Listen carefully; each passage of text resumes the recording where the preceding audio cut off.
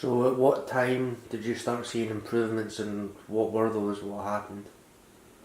It was really, well, the big improvement was after his second operation, when he began to look like a baby. But prior to that, he looked like E.T. He was brown and he looked like a wee skint rabbit. And then when the second operation was complete, he began to look like a pink and white, like kind of normal baby, and he started to put weight on.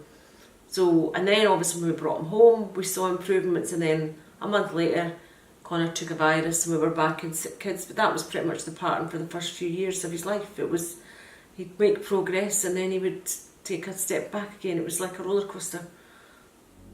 One such group which is actively looking out for young carers is Terra Incognita, which is a Scotland-based organisation that has support groups set up all over Scotland to work on different projects and activities to give young carers the social help that they need.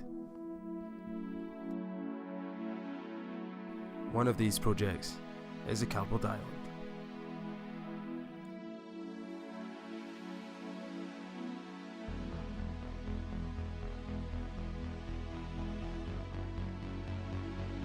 When young people we find out first of all that they're young carers, one of the main things that we notice is that they've not got much social skills, they have no friends, they find it hard to interact with other people because of the chaotic lifestyles that's going on with their caring role.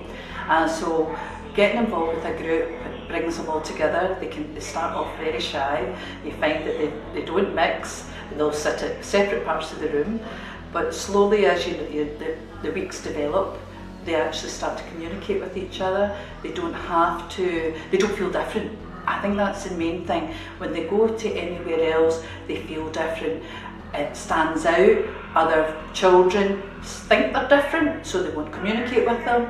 But coming to a group like this together, they feel naturally themselves. Another such group, based up at Palletstrike in Cumbernauld, is Watch Us Grow. Going from a general point of view, I have obviously something of an interest in the treatment of the disabled, as I have a younger brother with learning difficulties. However, if anything, the way my brother takes on life is an inspiration to me.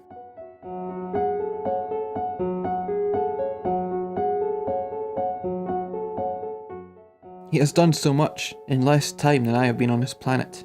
If anything, he is the source of not only this documentary, but my own determination to do better, which I shall prove with a simple table, listing the things that Christopher has done in 24 years against the things that I have done in 28.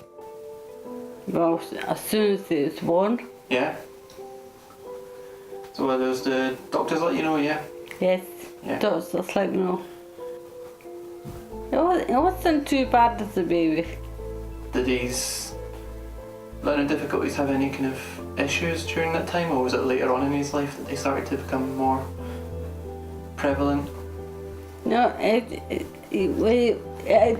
took a wee bit longer to get up on his feet. Right. And to crawl like normal babies do. Okay. So all the players that were like here were the really dedicated KOF players, and I just kind of got into their community and played with them for a good year or so. KOF 13 was the main game for a while, and then SF5 came out, new blood started pouring in. KOF 14 came out. There was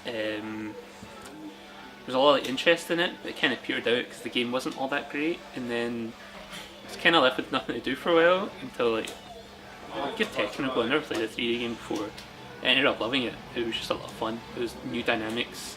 It played to the way that I enjoy playing fighting games, which is like really defensively. As I mentioned earlier, a lot of the games now are like aggressive. You know, you're focused on just attacking. If you're blocking, you just kind of have to sit there, hold down back, and like wait for your turn.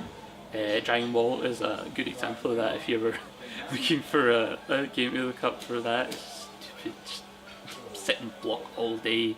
Do you know where cardistry came from?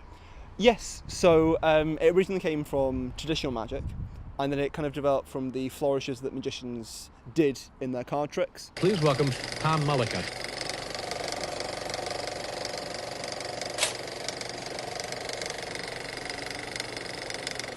Dan and Dave, the system, and they kind of were almost like the godfathers of cardistry.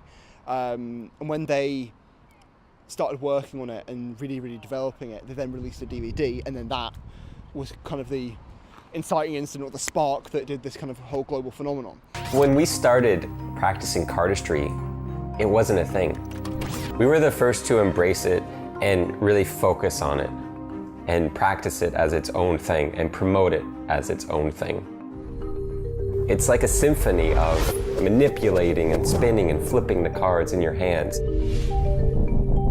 It's like each move inspires the next and you're not even thinking about it. The cards are dancing between the hands. They're spinning around, they're flipping over, they're doing things you wouldn't even expect them to be doing.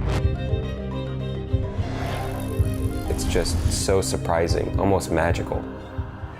Very difficult among all the other people who want to be big name prop makers as well. You'll notice big name prop makers have thousands and thousands of likes on their pages and on their Twitter and on their Instagram and on, you know, like every other sort of nook and cranny of social media, and they are very, very busy catering to their audience as well as making things. So it does take up a lot more of your time if you do it as a career. But you have to kind of balance that, really. How much money goes into this?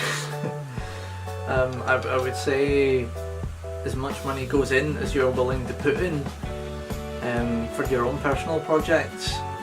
But if you know what you're doing with something and you're using industry grade materials like the proper, like smooth on polyurethane resins and silicon molding and all the sort of higher tier methods of prop making are usually the more expensive ones, and the higher tier materials within those methods are the most expensive, and they yield the best results but at cost. So you have to balance, you know, do you want supreme quality or do you want to save money? But depending on your techniques as well, you can cut corners if you know what you're doing with it. Sorry, boss. First world problems, Danny. Besides, I've been well taken care of. It's going in your favour then? That's one way of putting it. I should be okay for a year or so. Well, like you once said, winners and losers, eh? Well, listen. One thing I will say about the company, they've got a good track record of appointing the right people. Maybe. Seems like we're moving in the wrong direction. Listen, bank close have been difficult for everybody, yeah? Okay, but look on the bright side, you still got your job. That was my spaceship, done it? Sick, bro.